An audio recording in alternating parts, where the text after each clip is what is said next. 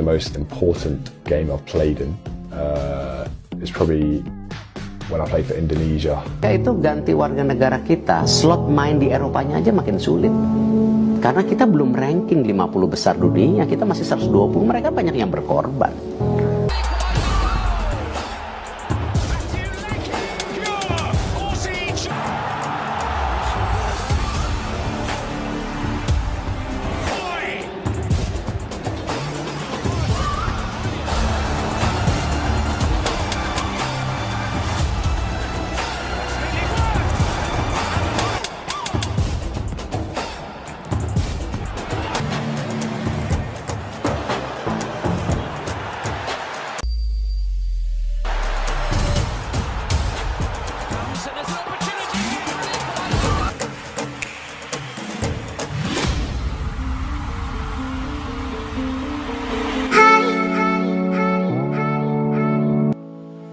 Bek Timnas Indonesia Elkan Bagot bicara soal keresahan terhadap netizen tanah air menghindar jadi pilihannya.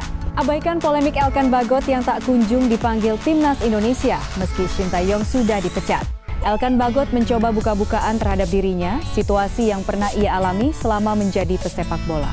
Termasuk salah satunya dalam menghadapi reaksi netizen di media sosial, ada faktor yang sangat kuat membuatnya pergi. Pemain bertahan Blackpool FC ini sebenarnya aktif dalam bermain media sosial, khususnya X sebelumnya Twitter dan Instagram. Namun ada satu masa yang membuatnya memilih untuk menghapus akun Twitter dan menjauh dari media sosial. Hal itu karena sikap netizen, Elkan Bagot sering membuka Twitter setelah melakoni sebuah pertandingan. Ia ingin melihat bagaimana respons publik dunia maya terhadap performanya ketika bertanding untuk tim yang dibela. Akan tetapi, kebiasaan itu mulai dihilangkan Elkan setelah merasakan respons tak biasa ketika ia dicap bermain buruk. Ya, karena saya punya pengalaman dengan Twitter, kata Elkan Bagot dalam podcast bersama Brand Stories. Going into just because of the importance and how much it meant to, all the Indonesians. Jadi beberapa tahun lalu saat saya bertanding, lalu saya masuk ke ruang ganti.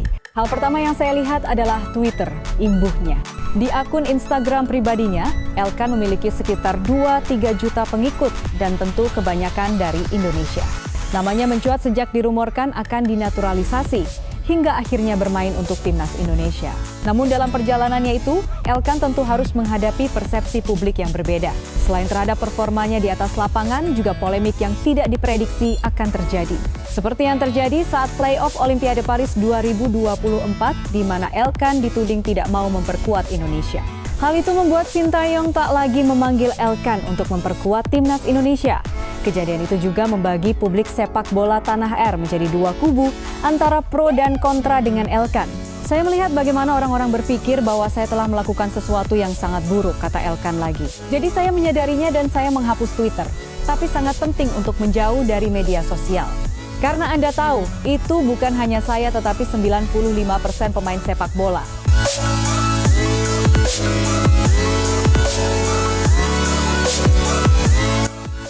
Saya berpikir akan melihat penilaian orang terhadap Anda, imbuhnya. Menurut Elkan, seorang pesepak bola yang tenar bisa dengan mudah melalui kritik dari netizen jika bisa bermain bagus. Akan tetapi tidak bagi mereka yang bermain buruk. Respons netizen akan sulit untuk bisa dilalui. Saat bermain baik itu bagus, jika tidak sulit untuk melewatinya, kata Elkan Bagot lagi. Jadi cara yang saya lakukan adalah menghapus Twitter dan Instagram. Saya tidak mengaktifkan notifikasi dan memilih pergi daripada melihat sesuatu dan bereaksi, pungkasnya. Peluang Elkan Bagot dipanggil Patrick Kluivert ke Timnas Indonesia jelang melawan Cina pada Juni 2025 menarik diulas. Sebab Patrick Kluivert berpotensi kehilangan pemain andalannya, Kevin Dix, karena cedera. Padahal Patrick Kluivert memerlukan pemain terbaik untuk menghadapi Cina. Sebab skuad Garuda perlu meraih kemenangan dalam laga krusial itu demi jaga asal lolos ke Piala Dunia 2026. Timnas Indonesia akan segera lanjutkan perjalanannya di grup C babak ketiga kualifikasi Piala Dunia 2026. Pada Juni 2025, ada 2 pertandingan yang akan dilakoni pasukan Garuda, yakni melawan Cina dan Jepang. Ini jadi dua laga terakhir grup C duel melawan China akan digelar lebih dahulu, tepatnya di SUGBK Jakarta pada 5 Juni 2025. Kemudian, Timnas Indonesia akan tandang ke Jepang pada 10 Juni 2025. Hasil laga ini akan menentukan nasib Timnas Indonesia dalam memperebutkan tiket ke Piala Dunia 2026. Kini, skuad Garuda masih menempati urutan keempat di grup C dengan 9 poin. Diketahui hanya tim peringkat 1 dan 2 di klasemen akhir babak ketiga kualifikasi yang lolos otomatis ke Piala Dunia 2026. Sementara itu tim peringkat 3 dan 4 akan lanjutkan perjalanan ke babak keempat kualifikasi Piala Dunia 2026. Sayangnya, jelang melawan timnas Cina, Patrick Kluivert berpotensi kehilangan sejumlah pemain andalannya, salah satunya Kevin Dix. Diketahui Dix alami cedera hamstring saat membela klubnya FC Copenhagen pada 13 April 2025. Parahnya cedera yang dialami membuat dirinya diprediksi absen hingga akhir musim FC Copenhagen. Tentunya Patrick Kluivert harus putar otak untuk mencari pengganti Kevin Dix. Akankah dirinya melirik Elkan Bagot? Elkan Bagot diketahui sudah lama absen membela timnas Indonesia. Dia terakhir kali bermain bersama timnas Indonesia saat Piala Asia 2023 melawan Australia. Dengan cedera Kevin Dix, Bagot berpeluang kembali berseragam timnas Indonesia. Terlebih kini, timnas Indonesia dipimpin pelatih baru Patrick Kluivert menarik menantikan laga tersebut. Timnas Cina siap menantang timnas Indonesia dengan wajah garang. Tak ada ketakutan sama sekali meski tim naga akan bermain di neraka Stadion Utama Gelora Bung Karno, Jakarta. Duel Matchday 9 Grup C putaran ketiga kualifikasi Piala Dunia 2026 zona Asia akan berlangsung pada 5 Juni. Nasib Indonesia masih lebih baik dibandingkan Cina. Tim naga terpuruk di dasar klasemen, buntut dari 2 kekalahan beruntun dari Australia dan Arab Saudi.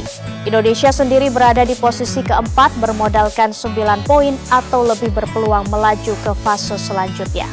Sempat terpuruk usai dipermak Australia 5-1, skuad Garuda mampu bangkit dari keterpurukan setelah sukses mengalahkan Bahrain 1-0 di laga terakhir. Meski berada di atas angin, namun di atas rumput semua bisa terjadi. Dengan kata lain, tak ada jaminan 100% JITZS bisa memenangkan duel. Biar bagaimanapun, Cina tetaplah tim tangguh. Terlebih pada pertemuan pertama tahun lalu, pasukan Branko Ivankovic mampu melumat Indonesia 2-1. Di tengah persiapan tim tamu yang kian menggebu, ada kabar tak sedap dari ruang ganti timnas Indonesia. 2 pemain kunci, Maarten Paes dan Marcelino Ferdinand, dipastikan tak bisa tampil karena terbentur akumulasi kartu kuning. 2 jagoan lainnya, Kevin Dix serta Dean James, juga masih dibekap cedera. Keduanya harus berurusan dengan tim medis lantaran cedera saat membela klubnya masing-masing. Target tinggi yang dipatok China membuat Branko Ivankovic tak mau melewatkan sedetik jua untuk terus memantau performa maupun perkembangan anak-anak asuhnya, termasuk duo bintang pemain naturalisasinya yakni Thias Browning dan Serginho. Siapa keduanya dan seberapa garangnya mereka sehingga JITZS DKK kudu ekstra was-was. Thias Browning, nama Cinanya Jiang Guangtai, berusia 30 tahun, kelahiran Liverpool, Inggris, ini resmi menjadi warga negara Cina pada 2020. Sejak saat itu, Thias Browning mendapat satu tempat utama di lini belakang tim Dragon. Di negeri tirai bambu, nama Thias Browning berkibar gagah. Saat ini ia bermain untuk Shanghai Port di kasta teratas Cina. Serginho, terbilang wajah anyar, Serginho baru melakoni debutnya bersama timnas Cina dalam Matchday 8 Grup C putaran ketiga kualifikasi Piala Dunia 2026 zona Asia melawan Australia. Sial bagi Serginho, debutnya ternoda kekalahan 2 gol tanpa balas. Gelandang 30 tahun ini merupakan tambahan tenaga sekaligus harapan bagi Cina jelang bentrok kongra timnas Indonesia dan timnas Bahrain. Pemain keturunan Brasil ini punya sebakul pengalaman. Ia pernah memperkuat Santos sebelum akhirnya dipinjamkan kepada Vitória, Santo André, dan América Mineiro. Selain itu, ia juga pernah berkostum Kashima Antlers dan Changchun Yatai sebelum akhirnya jatuh ke pelukan Beijing Guoan. Timnas Indonesia menjadi daya tarik saat ini. Banyak pemain keturunan tertarik membela tim Garuda. Timnas Indonesia memang gencar mencari pemain keturunan dalam 5 tahun terakhir. Saat ini saja, ada lebih dari 15 pemain keturunan yang sudah bergabung. Dan belum berhenti di situ, PSSI selaku federasi masih terus mencari pemain anyar. Yang terbaru digait adalah Ole Romeni, penyerang muda kelahiran Belanda yang baru saja disumpah WNI. Timnas Indonesia kini juga menjadi daya tarik. Ada beberapa pemain yang mengaku tertarik membela tim merah putih. Mereka adalah Emiliano Jonathans, Dion James, hingga Joel Veltman. Ketiganya berkarir di Eropa dan menyatakan kesiapannya membela timnas Indonesia. Joel Veltman, bek yang bermain di Premier League untuk Brighton, Hove Albion, telah mengungkapkan keinginannya untuk membela tim nasional Indonesia. Pemain berusia 33 tahun ini memiliki darah Indonesia dari neneknya. Berikut adalah penjelasan regulasi apakah Veltman bisa bermain bagi skuad Garuda atau tidak. Veltman telah mencatatkan 28 caps bersama timnas senior Belanda dan sering menerima ajakan dari netizen untuk bermain untuk Indonesia. Ayo bermain untuk Indonesia, saya melihat itu setiap hari, ungkap Veltman seperti yang dilansir dari Voetbal Primer. Saya hanya harus menyelaminya suatu saat nanti. Tambahnya, ex-pemain Ajax ini berniat untuk menyelidiki secara serius apakah masih ada kemungkinan baginya untuk memperkuat timnas Indonesia. Dia juga menyadari ada pemain-pemain Belanda yang kini memperkuat timnas Indonesia. Saya belum pernah menyelidikinya. Kalau itu mungkin saya tidak akan mengesampingkannya. Mungkin saya harus menyelidikinya sendiri, kata Veltman. Indonesia kembali dalam sorotan, kali ini datang dari publik negeri Sakura, Jepang. Jepang akan menjadi lawan bagi timnas Indonesia di laga terakhir putaran ketiga kualifikasi Piala Dunia 2026. Laskar Samurai Biru akan menjamu skuad Garuda pada 10 Juni 2025. Kekuatan Indonesia pun coba dibedah. Akan tetapi sebelum itu Jepang akan lebih dulu bertamu ke Australia pada 5 Juni 2025. Hasil dari dua pertandingan ini sudah tidak berdampak pada status Jepang yang dipastikan lolos Piala Dunia 2026. Namun kekuatan tim lawan tetap jadi sorotan mereka, dalam hal ini khusus terhadap timnas Indonesia. Melalui salah satu media lokal, soccerdigestweb.com, publik Jepang menilai sejauh mana kekuatan skuad Garuda. Tim yang diperkuat dengan banyak pemain naturalisasi, sama seperti halnya timnas Cina. Hanya saja yang membedakan yaitu China menaturalisasi pemain asing, Indonesia menaturalisasi pemain keturunan. Meski begitu, media Jepang tersebut merasa bahwa baik China maupun Indonesia bukanlah sebuah ancaman. China dan Indonesia kemungkinan kecil bisa menjadi rival yang mengancam Jepang jika terus mengandalkan pemain naturalisasi. Selama Indonesia dan China mengandalkan pemain naturalisasi, kemungkinan mereka menjadi rival Jepang sangat kecil. Di sisi lain, jika ada pemain yang datang ke Jepang dan ingin dinaturalisasi, maka aturan ketat FIFA menghalangi mereka untuk bergabung dengan timnas Jepang, tulis soccerdigestweb.com. Ini menarik mengingat Jepang dianggap sebagai salah satu negara di Asia pertama yang melakukan naturalisasi pemain. Jepang melakukan praktik ini sejak 1965, lebih awal 34 tahun dari Jerman, sebagai negara dengan naturalisasi pemain yang terkenal. Kala itu, Jepang menaturalisasi Nelson Yoshimura. Memasuki tahun 1990-an, naturalisasi yang terjadi lebih gencar lagi. Dan baru mulai berhenti sejak memasuki abad ke-21, Federasi Jepang, JFA, menggantinya dengan investasi pembinaan usia dini. Maka dari itu, kini banyak pemain dari Jepang yang memiliki karier cemerlang di Eropa. Contohnya yaitu Takefusa Kubo, Kaoru Mitoma, dan lain sebagainya. Atau sebelum itu ada Shinji Kagawa, Shunsuke Nakamura, dan lainnya.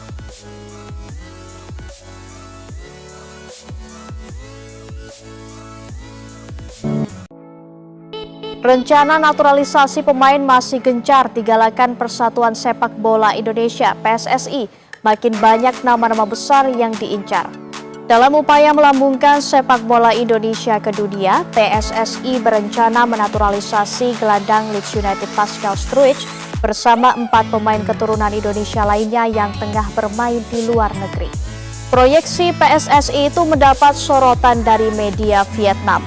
Dikatakan rencana gila naturalisasi itu sebagai ambisi Indonesia untuk menaklukkan dunia. Pemain yang diincar antara lain Mauro Zijlstra, FC Volendam U21, Emiliano Jonathans, FC Utrecht, Dien Excelsior Zandbergen, PVV Venlo, dan Tristan Guijer Pexwold. Khususnya hanya Pascal Struijk yang berusia 25 tahun, selebihnya berusia antara 20-21 tahun, menunjukkan bahwa PSSI tengah membentuk masa depan jangka panjang sepak bola Indonesia. Dengan Pascal Struijk yang telah bermain untuk Leeds United selama lebih dari 5 tahun dan memiliki nilai transfer hingga 16 juta euro atau sekitar 264 miliar. Partisipasinya serta pemain naturalisasi lainnya dapat menjadi batu loncatan penting, membantu tim Indonesia bersaing di babak kualifikasi ketiga Piala Dunia 2026 dan membidik tujuan jangka panjang seperti Olimpiade Los Angeles 2028. Pelatih kepala Patrick Kluivert memprioritaskan pencarian bakat yang dapat segera berkontribusi. Nilai pasar timnas Indonesia berpotensi melonjak drastis jika Pascal Struijk memutuskan untuk dinaturalisasi menjadi warga negara Indonesia.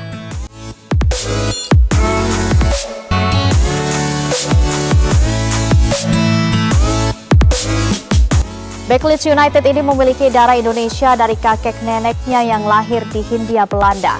Struijk saat ini tercatat memiliki nilai pasar sebesar 16 juta euro atau sekitar 298 miliar. Angka fantastis ini akan langsung menjadikannya pemain termahal dalam sejarah timnas Indonesia. Timnas Indonesia kini berada di peringkat ke-6 Asia dengan nilai pasar 93 juta euro, berupa 688 3 miliar. Kehadiran Struijk akan menambah total nilai menjadi 93 juta euro, 986 miliar. Lonjakan nilai ini akan mengangkat posisi timnas Indonesia ke peringkat 4 Asia, menggeser Iran dan Uni Emirat Arab. Saya punya hubungan dengan Indonesia melalui kakek nenek saya yang meninggalkan Hindia Belanda untuk pindah ke Belanda, tetapi sekarang saya lebih peduli dengan Belanda dan Belgia, ungkap Struijk.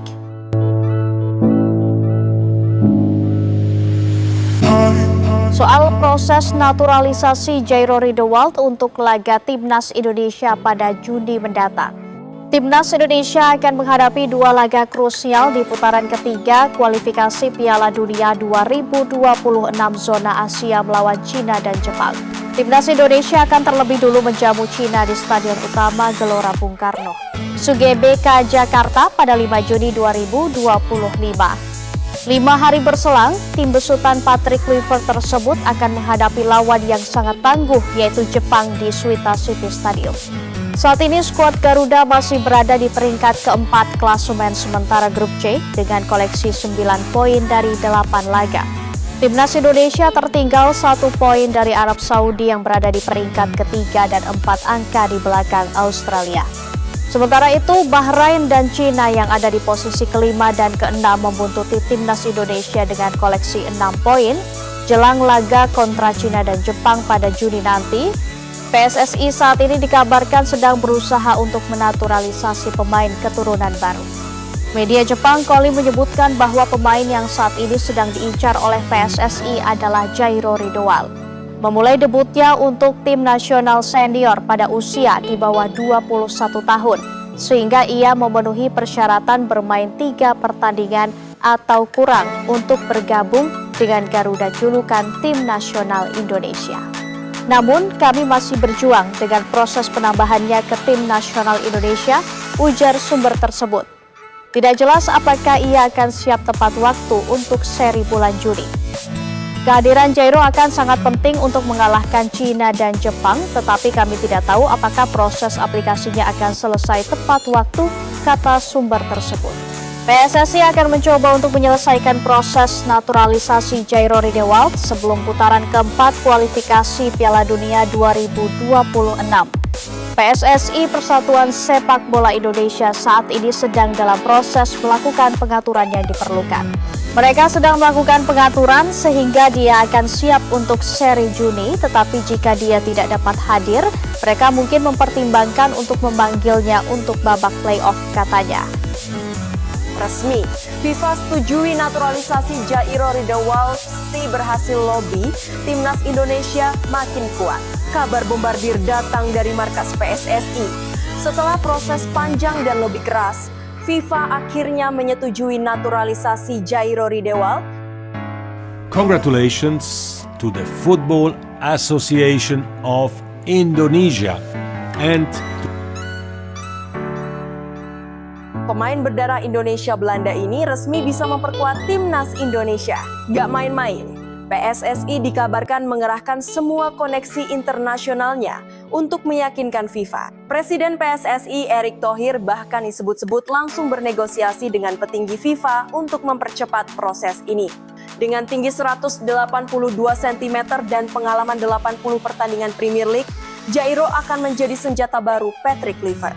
Posisinya yang fleksibel sebagai bek kiri, gelandang bertahan, atau bek tengah solusi masalah lini pertahanan Garuda. Pelatih Kluivert dikabarkan sudah menyiapkan skema khusus untuk Jairo. Targetnya, langsung debut di kualifikasi Piala Dunia 2026 atau Piala Asia 2027. Bagaimana perasaan kalian Sobat Garuda? Siap melihat duet Jairo dengan Sandy Walsh di lini belakang timnas? Mengenai tentu pemain naturalisasi, kita tunggu saja prosesnya. Jangan sampai kita, karena ini kan semua proses. Pak Menpora sendiri sudah telepon kepada Pak Menteri Hukum.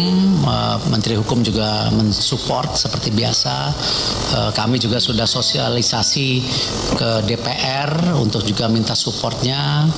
Bahkan Bapak Presiden sendiri, Bapak Presiden Prabowo juga sudah disampaikan melalui Pak Menpora. Pasti beliau sangat menjunjung tinggi bagaimana bangsa kita bisa dipandang di dunia, ya, karena kita bangsa besar. Gitu. Dokumen Jairo Ridewald ditemukan PSSI. Profil pemain keturunan Indonesia yang dikaitkan dengan timnas Garuda. Jairo Ridewald adalah pemain sepak bola profesional kelahiran Belanda 9 September 1996 yang memiliki darah Indonesia dari ibunya yang berketurunan Belanda Ambon. Ayahnya berasal dari Suriname. Pemain berposisi gelandang bertahan, bek tengah ini pernah membela klub-klub top Eropa seperti Ajax Amsterdam, Crystal Palace, dan kini bermain untuk Royal Antwerp di Liga Belgia. Karier klub dan prestasi, Ajax Amsterdam 2014-2017. Meraih gelar Eredivisie dan runner-up UEFA Europa League. Crystal Palace 2017-2024. Tampil 96 kali dengan 3 gol dan 1 assist. Royal Antwerp 2024 sekarang. Kontraknya terancam tidak diperpanjang akibat cedera dan performa kurang memuaskan. Kaitan dengan timnas Indonesia, regulasi FIFA. Meski pernah 3 kali membela timnas Belanda senior kualifikasi Euro 2016, ia masih memenuhi syarat untuk pindah federasi ke Indonesia karena caps-nya didapat sebelum usia 21 tahun. Bukan pertandingan resmi level A, Piala Dunia, Piala Eropa. Minat PSSI. Nah, Jairo kebetulan sudah sangat welcome. Pelatih Patrick Kluivert secara terbuka menyatakan keinginannya untuk menaturalisasi Ridewald guna memperkuat lini tengah timnas Indonesia. Potensi kontribusi untuk timnas pengalaman Eropa, bekal bermain di Liga Premier dan Eredivisie bisa meningkatkan kualitas pertahanan Garuda.